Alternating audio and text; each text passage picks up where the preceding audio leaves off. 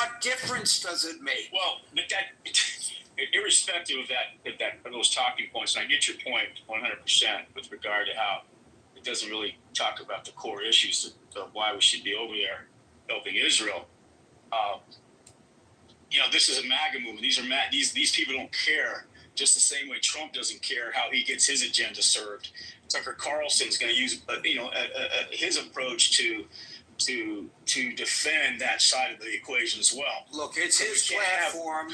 He's the host, and he has the right. I choose when I run this room not to ridicule people in the manner that he ridiculed Cruz, and I have a core group of people who appreciate that and who show up on a regular basis, and he probably has a much bigger core group of people who want to see him do his gotcha. But I just think it's terribly poor form. Okay. Well, yeah. We all agree. I agree with that as well, Gary. I'm all about the decorum of any political debate and not attacking your opponent. Not just a political debate. This has real life consequences to a lot of people, for God's sake. 100%. But it made Tucker look good in the eyes of his people, and that's all that matters. Thank you, David. Double. Hi, Gary, can you hear me? No. Yes, I can hear you. Nice. I'm coming to you from Stockholm, almost midsummer here, which is a nice... I hope you're not suffering from syndrome. Well, we all are a little bit, I think, Gary. But, yeah, it's actually like about just after midnight, so it's actually a little bit dark here. It's like dusk, it doesn't get totally dark, but yeah, what am I going to say? So let me read the message here. Could the U.S. drop a bunker bomb? I think if there's reason to believe that it would be effective at destroying a bomb-making facility, then yeah, I think there's a strong argument. I definitely leave it up to the judgment of the people with all of the intel and all of the power to drop these bombs. I do think Trump is he's shown that he's not a hawk. He's always said he's kind of the Teddy Roosevelt, walk softly, carry a big stick, so he invests heavy in military. He wants people to fear him. Walk softly? Trump? Yeah. Don't use that analogy. Okay, it doesn't. Yeah, that dude don't walk softly. Okay, that's fair. He takes a step and he publicizes it for everybody to see. Okay, yeah, you're right. Okay, but they carry a big stick, but not necessarily be aggressively using it if you can avoid it. I've heard there's a lot of planes being sent over, but at the same time, a lot of assets and a lot of personnel got pulled back from the region. As you're saying, the whole 60-day thing. You could reframe everything into he was awfully generous to. I said the inference. That's why I know the strongly request that Israel refrain from launching this campaign for the last 60 days, and that was very nice of him. So really, they should be thanking him for 60-day retreat. And besides, people are talking like it's the U.S. doing it, but this is Israel's war so far. I mean, why aren't people saying? Why aren't people talking about this in terms of Israel? They're really focusing on what the U.S. is doing. Have you seen any of the cable channels? In particular, places no, I don't watch cable. One American is. I don't watch the American propaganda. But look, I think I kind of leave it up to them. If they say there's this nuclear stuff, I believe it a lot more than I knew it was alive with the Iraq stuff. But I think we've across multiple presidents for decades, we've been saying that they're developing. We know they have a nuclear program. How did you know that the Iraq War was fake and that this is true? I'm challenging your because we had Hans Blix inspecting, and he himself said, like, yeah, they're a little bit of a pain in certain places, but he said there was no weapons for they inspected all over the place, and there was that's no. not what he said. Because That's not what he said, and this is a very nuanced approach to what he said. And I say this because I was working for CNN Radio at the time, and I was covering the United Nations, and I was there when he made these statements. And his statement was, we cannot,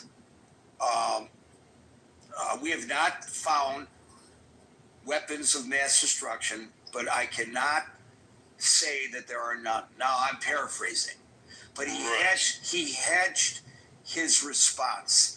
I think that in general, what you said is a fair characterization, but you know, because, but I remember sitting there and saying, would you just fucking say, I'm saying this to myself, I didn't say it to his face, would you just fucking say that they do or they do not have weapons of mass destruction? And he never did. He never said definitively. So to say that he did is actually inaccurate. Okay, but just taking what you said, face value, by saying, like, you cannot prove a negative, okay, that's not the same as, you know, it's obvious that was his job to prove a negative. That was his job. He was the chief weapons inspector. He was unable to prove the negative. Because why? Why was he unable to? Because he couldn't find it. He looked, he couldn't find it. No. It's because, to use his exact words, the UN weapons inspectors were not given unfettered access. That was his commentary, unfettered access. So if you want to prove to the world that you do not have weapons of mass destruction, then you give the UN weapons inspectors, if you are Saddam Hussein, unfettered access so that Hans Blix could verify to the world that there were no weapons of mass destruction, thereby averting the calamity that followed. Now, if you want to ask me why Saddam Hussein didn't do what I just said he might do, I'm happy to answer that as well. Yeah, I mean, well, I would like to hear what you say. I mean, one thought I had is he's doing all kinds of torture chambers and all kinds of horrific things that he wouldn't want exposed. But what is your theory? No, everybody knew about that. That was and his sons were more brutal than he was in that regard. No, the reason was because he wanted the Iranian people to believe, the Iraqi people to believe that he had weapons of mass destruction in order to show that he was protecting them from, the evils that the West presented to Iraq. It had nothing to do with global perceptions. It had to do with domestic perceptions. Roy, I'm sorry I can't get to you because you came onto the stage too late. Thank you, Double. We'll go to Chris, McCutt, and Brent. We'll get the last one. Roy is Iranian, by the way, so she might be a good person. All right, I'll make an exception because I love hearing from Roy anyway. Chris. Gary, can you hear me? And I'm happy for once you got on the stage on. I'm normally on time. Yesterday I put my bid in for about 5:40, but y'all cut it a little early. But that's fine. No big deal. I put all my comments in the chat. But you can hear me, correct? Yes. Yes, sir. We're audible. We are here again. Don't like your question. Oh, I like your question. I don't like it. Let's get to it. Should the U.S. drop a bunker bomb? Consequences. No, America did not drop a bunker bomb. Why should America not drop a bunker bomb? Because that is not our fight. Yes, air quotes, everybody. Throw them in the air. Vote for them right now. Bingo, air quotes. Yes, we don't want Iran to have a nuclear weapon. Air quotes again. Right now, gotcha. We want Israel to feel safe. But we all have to be honest. Israel right now feels safe. Israel has felt safe for a very long time. Why? Because Donald Trump got in office, he made sure Israel felt safe. And he allowed Israel to do what Israel wanted to do. We all understand that. We've seen that. There's no debating. Fine, let's move on. Israel has become the bully of the Middle East. And now we're going to help them. And so I get it. It's a lot of Jewish people in here. It's a lot of Jewish people across the United States. It's a lot of warmongering individuals who won't mind playing Battlefield shit for Clubhouse, or let's just say their living room watching Fox News, CNN, NPR, all the above. We get it. So it seems like it's just a natural thing to just say, hey, you know what? We can do it. We should do it. We could do it because we can do it. We shouldn't. We have so much stuff going abroad. We have so much stuff here at home. Everything that we're letting happen slip past him. And now he's making some more, I say this every time, Gary, he's making some more show so he can continue to steal. We may say, oh, he has some ability to do some national policy, immigration, and get people out, or taxes, and tax incentives for the rich. Cool, all national issues in America. We got that.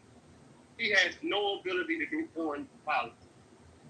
Gary, yesterday you asked, was his policy a flow through the wind? Yes, because he never gave us a plan in the first place. He got elected with concepts, and he said it himself.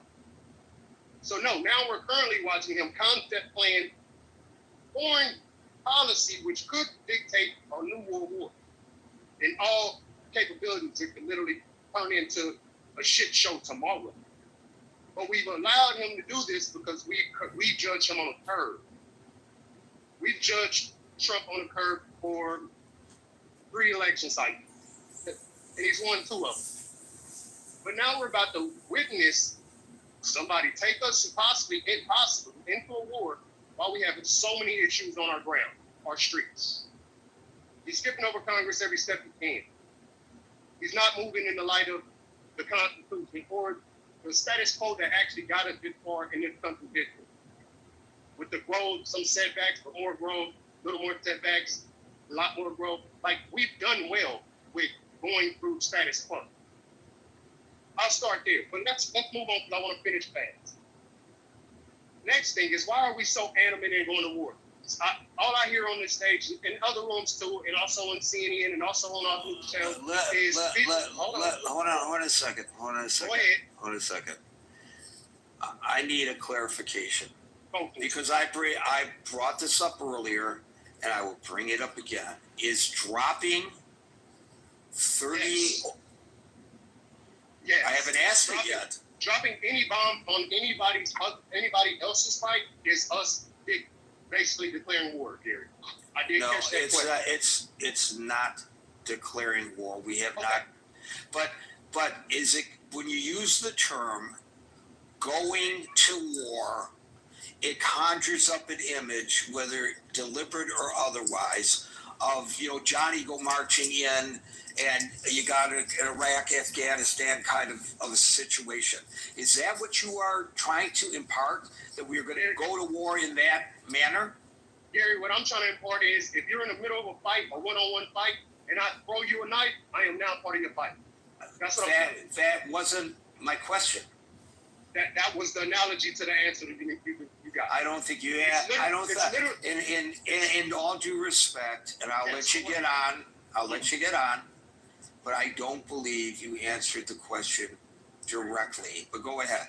Okay, great. Back to the war. I have no clue why so many Americans, and even our politicians, are so adamant about going into war. Like I said, I get respectfully to Israel. They've moved very strategic to get this foothold on the United States of America. Jewish, I get it. We all get it. I hate to say it that way because it sounds crazy. And what were you saying? Are you trying to say the Jewish lobby? Yeah. Let's just. Why would you say that? because there should be no reason that so many allies and everybody abroad will say, "Hey, this is probably not the best thing to do, but we're going to figure it out." I don't know whether you are sliding into rhetoric and you No, were I'm not. told. I'm not. Wait a minute. I don't know whether you're sliding into rhetoric Mhm. and are merely tone deaf to what it means when you refer to the Jewish lobby, or whether you are anti-Semitic. No, You not can- at all. Let's Well- not use that word because that's like saying the N word, and that's very disrespectful. And I'm not there. Well, then why did you use it? Then why did you use the term Jewish lobby? Because you actually stated the word Jewish lobby. But you were started to, and I asked you whether that's what you No, started to say, and you affirmed that that's what you started to say. You said them, and I affirmed them, so we can move on. Right, so you affirmed them. I'm You not, affirmed I'm them. not here trying to argue with you, Gary. Well, I know, Chris, but I'm going to move on. I'm going to take you at your word that you're not anti-Semitic, but I encourage you to look at what that terminology imparts. And next time, I suggest that you not make your argumentation in the manner that you did. That was like the second or third time that you used the term Jewish in regard to this discussion. The Jews are controlling the discussion on Clubhouse. Come on. If the Jews are just, I don't know, I don't visit other Clubhouse rooms, but if you give if you look just in the United States, much less the world, you look at the percentage of Jews there are in the United States of America alone, we are a real minority. And to think that such a small number of people can control anything, well, you know what? I wish that were true. But I don't think it is. I think we should be very, very clear. Typically, aside from the things that Jewish lobby means, most people talk about AIPAC. Something people should be very aware about AIPAC. AIPAC is not an organization to argue for the national interest of Israel. AIPAC is an organization founded by American citizens who happen to be Jews. It's the American Israeli organization, American and Israel. And this is done by American citizens who are using their First Amendment rights to petition and lobby their government to say that America and Israel should be closer friends. That's the intention of the organization. To argue, like many people do, that AIPAC somehow is this nefarious thing that directs U.S. national interest to that of Israeli national interest, fails to first and foremost understand that the lobbying organization is an American lobbying organization representing American citizens who happen to be Jews, right? And I think that needs to be separated exclusively because people, I have listened to people all around Clubhouse and on corners of the internet refer to AIPAC like it is the state of Israel's specific lobbying organization. It's not. It just isn't. Never was. Never meant to be. Not going to be. Wasn't yesterday. It's not going to be today. It's not going to be next Thursday. It is an American lobbying organization, and the reason that it has the power that it does is because it's American citizens that are applying to the government through their First Amendment to do so. The Palestinians have an organization that is a lobbying organization that uses the exact same structure of the First Amendment to lobby, right? Point being, it's Americans doing the lobbying, right? This idea that it's somehow a nefarious thing that directs some other country's foreign interests is an assumption about how it works without actually looking, and I'll end with this. My old man used to say, and still does to me. Oops, what happened to your audio? You're under. Assuming. Yeah, you're underwater there, Marshall. Look, here's the thing. When people use terminology like that, that's the same kind of attitude that leads to Jewish people getting attacked by people who are upset about what Israel is doing. American Jews do not control the government of Israel.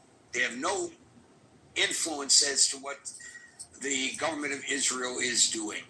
So there was a woman just yesterday, I did a story, who was identifiably Jewish, an Orthodox woman, and a guy, she was standing on the subway platform in Brooklyn waiting for a train, and a guy comes up to her and says, "Go back to your country," meaning Israel, even though she was born in the United States of America, and he beat her with a cane.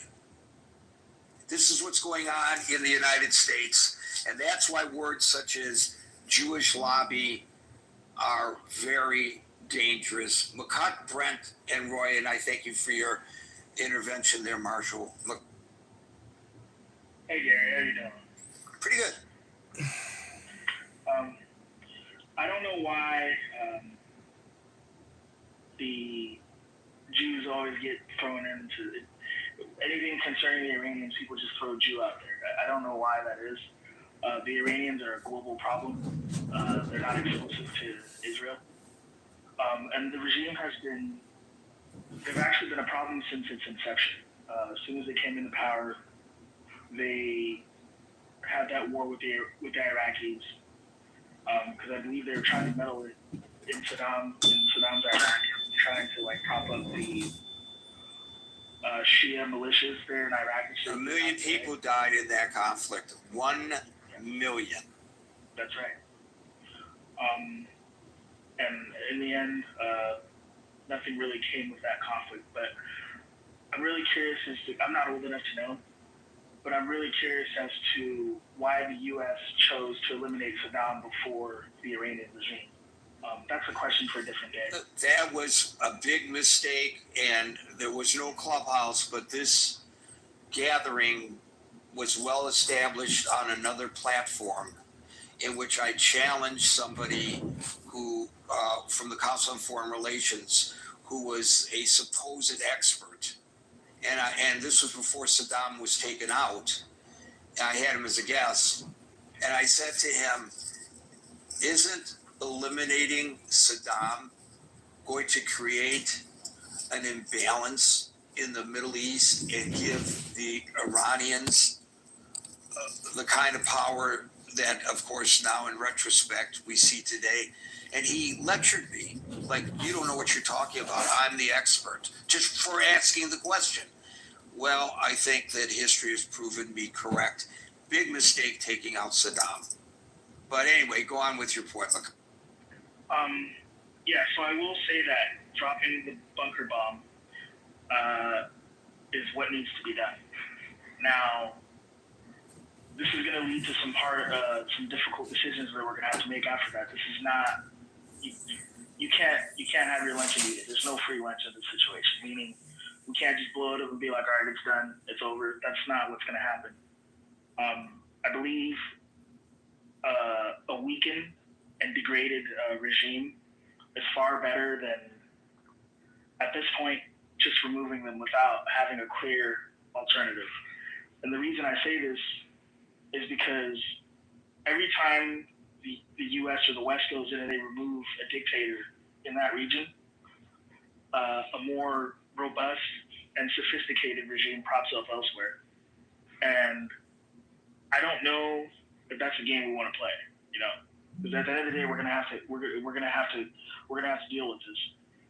So my suggestion is to identify what's next, have a clear mission. We need to know exactly what it is we're going in for, to avoid mission creep, like what happened with Iraq. Because when they went in there, initially it was just to remove Saddam and install a new regime.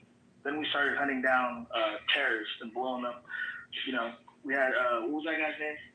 It wasn't Baghdadi. It was some other guy before him, and they found that guy and they dropped a bomb on him. It was Saab al-Zarqawi. That's who I think you're. There you go.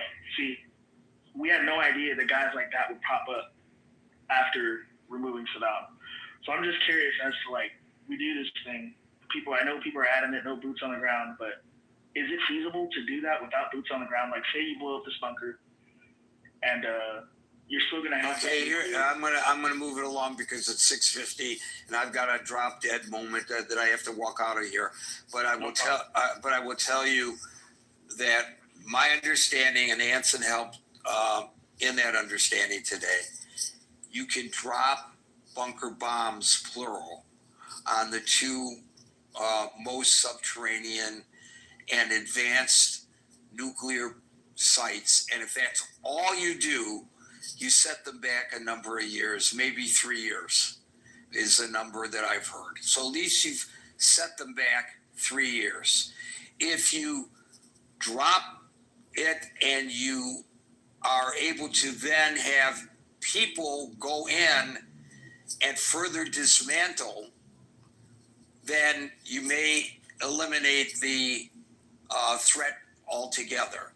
If the threat of going in causes Iran to agree to abandon its nuclear program in return for no regime change, you could do that. Regime change, if that regime is replaced by the right people, would also eliminate the threat. But as you point out, Makut, there's no guarantee that the quote good, close quote, folks would be in charge if Khamenei were removed from the face of this earth. Brent and then Roya. Brent. So 2 basic points. The first is I think we should be involved. You know, the Iranian pariah is a pariah on the whole Middle East and the whole world. And if you're going to go for a military option, that military option has to succeed. You can't go in and not succeed and give such a clear strategic logic to gain the weapon and gain nuclear deterrence. So, you know, this has to succeed, or you're going to put the Middle Eastern world in a lot more danger, because you're going to have an Iranian state with the bomb. It's much like treating a child with bacteria. If you back off the antibiotic too soon, you're going to create a super bug, and that is problematic. The other point is, it is absolutely legal for the president to act without, you know, either a declaration of war or a authorization of use of force from Congress. You know, first you look at the War Powers Act. You know, 60 days hostilities. You know, before you need authorization. But the other thing you can kind of look at is just the inherent power of the commander-in-chief of the president of the United States. The reality is, people like to say, you know, this is the way Congress, you know, the founders intended, blah, blah, blah. That's not backed up by history. You look at the quasi-war with France, you look at the first Barbary War, the second Barbary War. You know, when the Marines sing Hall of Tripoli, they're singing about a war that Congress did not declare. So, you know, having a short duration conflict that has a limited aim, I think it's the right thing to do. I think it is legal, and I think it would have the added benefit of kind of restoring. Fighting a conflict with a limited aim.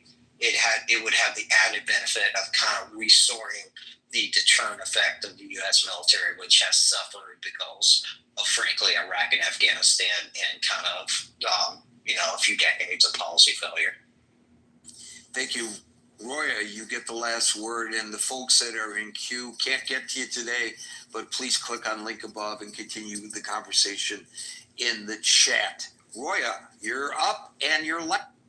Thanks, Gary. So the question, you know, should the U.S. drop a bunker bomb on Iran? And I mean, it's a real question.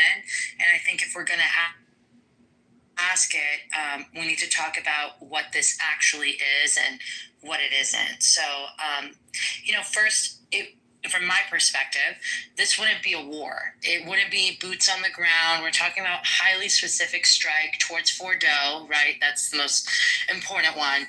and it is Iran's most fortified nuclear facility. I mean, it's 80 meters in the mountains. The Israelis can't hit it. Only the U.S. has the kind of, the bunker buster that could, right? And that's the reason that this conversation is happening. And I don't want to say that there's not a risk. I mean, Fordo is partially built near civilian infrastructure, and that's not by coincidence. That's definitely by design.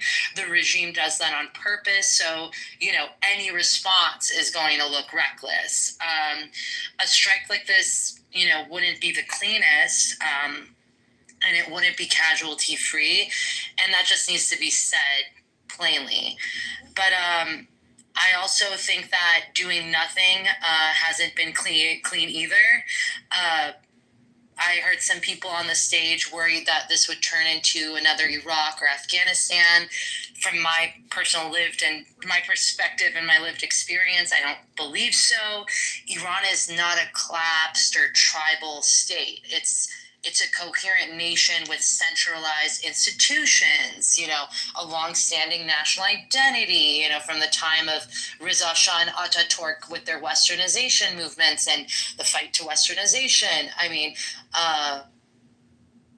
there's internal order even under this authoritarian regime. So there's no U.S. occupation being proposed here, no fantasy of top-down regime change. And so that fear is frustrating, whether it's Tucker Carlson, whatever, that guy, all the way to Jon Stewart, who have been kind of espousing this type of rhetoric. I don't think it's helpful.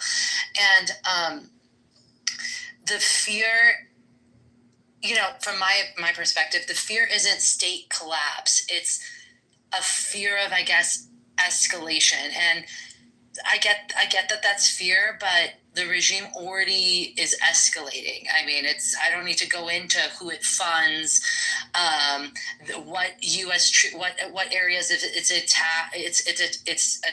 I don't need to go into how it disrupts shipping and threatens global energy security.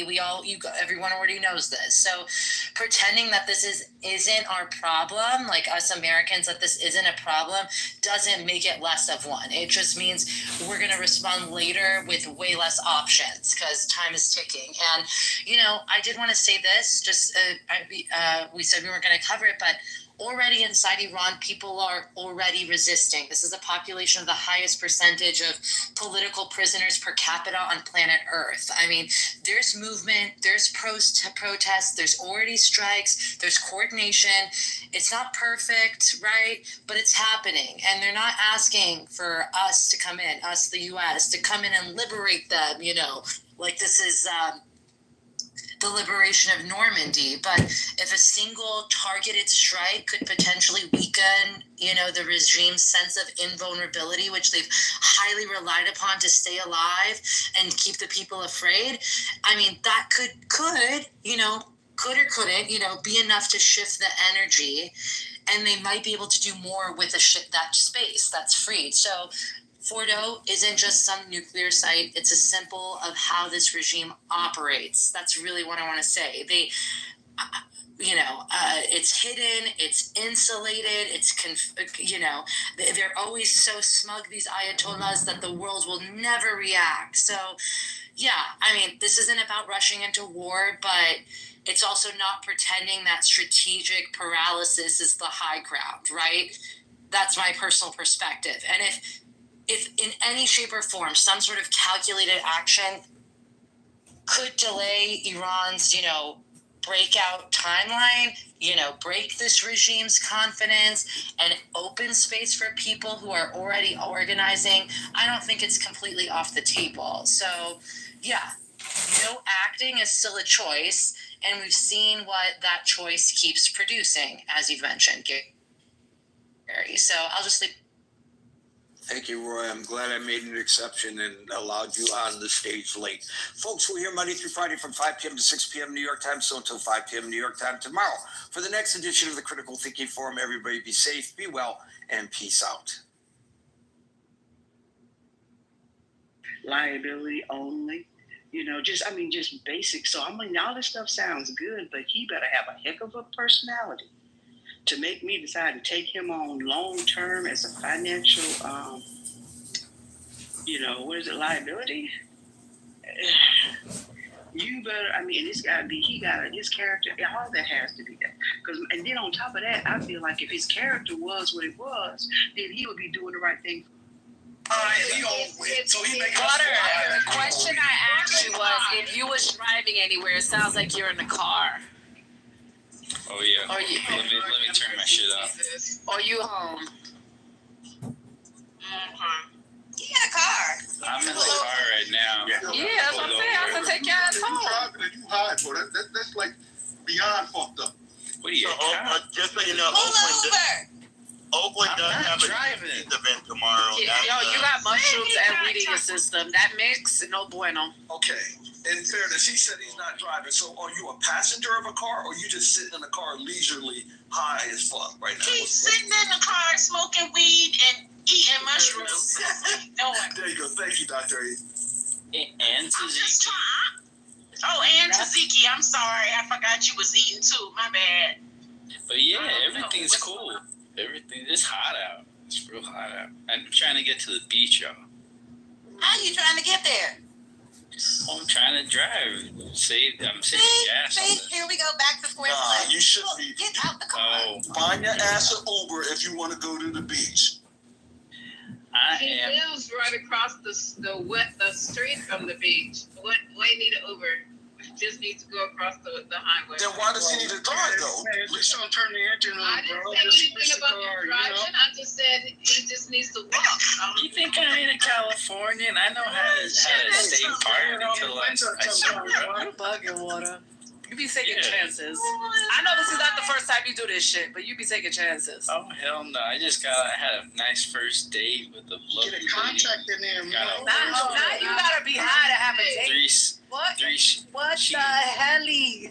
She got a horse with 3 hooves that are hurting right now, so I gotta chat GPT that bitch. What the hell he on?